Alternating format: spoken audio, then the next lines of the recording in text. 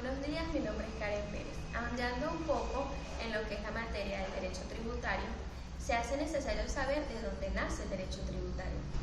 El derecho tributario nace del persistente déficit fiscal de las finanzas públicas. En materia económica se llama déficit fiscal aquella disminución o pérdida que es arrojada con un índice negativo en un balance de una economía nacional. Esto quiere decir cuando hay mayor cantidad de gasto público que del ingreso obtenido por el Estado. Yéndonos un poco a lo que es la definición del derecho tributario, podemos definirlo de la siguiente manera. El derecho tributario es aquel cuerpo normativo, jurídico y legal en donde se enfatizan todas aquellas series de normas o leyes que van a regular el comportamiento de las personas, que dan un aporte oneroso de acuerdo a lo percibido por cada uno de ellos. En este caso, el sujeto pasivo serían los contribuyentes, aquellas personas que vienen a manejar en economía privada las empresas, compañías o aquellos negocios que generan un aporte a la economía de un país. Y el sujeto activo sería el Estado a través de los funcionarios públicos que viene a exigir ese cumplimiento de esa normativa existente o legal en un país. El derecho tributario se rige por unos principios. Sus principios quedan definidos en el principio de legalidad, el principio de generalidad, principio de igualdad, el principio de proporcionalidad, el principio de la no confiscatoriedad, el principio de la justicia tributaria y el principio de la no retroactividad y el principio de la prohibición del pago de servicios personales. El principio de la legalidad está fundamentado en el artículo 317 de la Constitución de la República Bolivariana de Venezuela.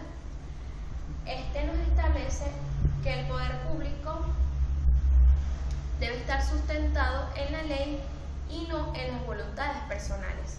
El principio de la generalidad dice que la contribución hecha por cada persona es igual al sostenimiento público garantizado al Estado.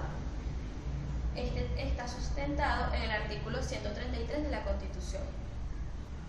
El principio de la igualdad dice que la ley tiene que ser aplicada por igual para toda persona. No hay discriminación por sexo, por raza o por posibilidad social existente.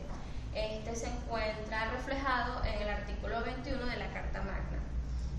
El principio de la proporcionalidad nos dice que el tributo o la contribución ingresa o proporcionada por cada persona tiene que ir relacionado de acuerdo a lo que es el ingreso obtenido por cada persona.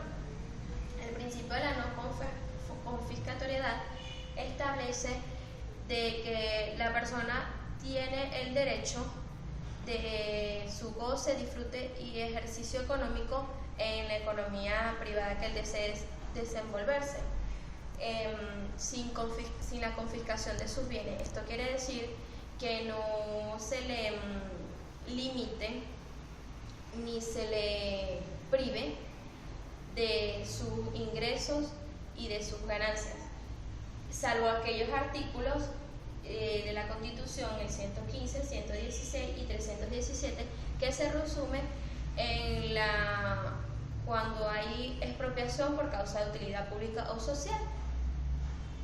En cuanto a lo que es el principio de la justicia tributaria, el artículo 316 de la Constitución de la República Bolivariana de Venezuela se resume en aquel aporte que da cada contribuyente a lo que es el gasto público generado por el Estado. El principio de la no retroactividad nos habla de lo que es el artículo 24 de la Constitución y el artículo 8 del Código Orgánico Tributario, donde dice que una nueva ley tiene que estar en pro de dejar atrás los actos pasados. Esto quiere decir de actos que hayan acontecido en el pasado, reflejando la solución de los actos presentes. El principio de la prohibición de los pagos en servicios personales está enfatizado en el artículo 317 de la Carta Magna, donde nos dice que el pago es igual al dinero y no al conductual. Esto quiere decir, el pago que es exigido por el Estado a cada contribuyente es en efectivo, manejado en la moneda nacional venezolana. Este pago no puede ser generado por una conducta personal. Esto quiere decir que si yo no cumplo con la contribución exigida por el Estado, no puedo llegar a acordar con el Estado, no puedo proponerle al Estado que me sancionen por yo cohibirme al pago de este impuesto, no, sino más bien que me sancionen de acuerdo a una multa generada de manera pecuniaria para dar cumplimiento a la sanción impuesta por el Estado. Las ramas auxiliares del derecho tributario son el derecho penal tributario, el derecho constitucional tributario y el derecho internacional tributario y el derecho procesal tributario. El derecho penal tributario va relacionado con aquellas sanciones y penas que van impuestas a los contribuyentes cuando ellos se nieguen o en forma rotunda no cumplan con lo que es exigido por el Estado. El derecho constitucional tributario son aquellas normas impuestas en la Carta Magna o Constitución, en donde se establecen las contribuciones que tienen que estar hechas en materia nacional, estatal e incluso municipal.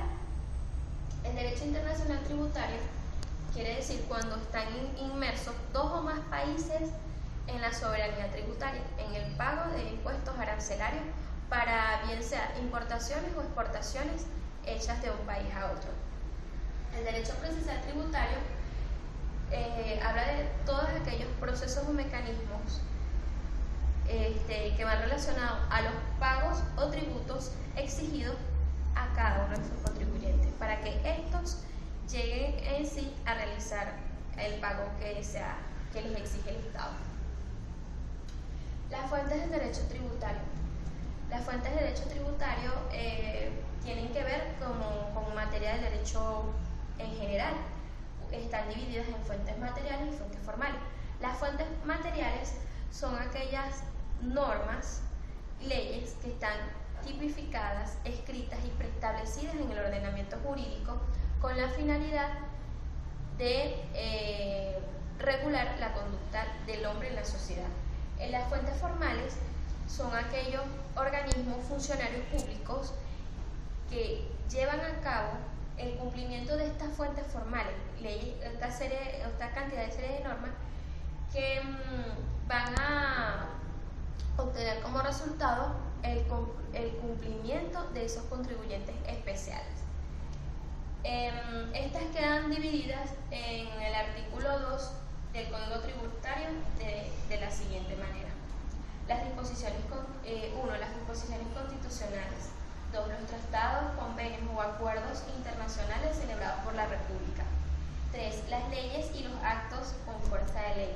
4. Los contratos relativos de estabilidad jurídica de regímenes y tributos nacionales, estatales y municipales. 5. Las reglamentaciones y demás disposiciones de carácter general establecidas por los órganos administrativos facultados a estos efectos. Gracias por su atención.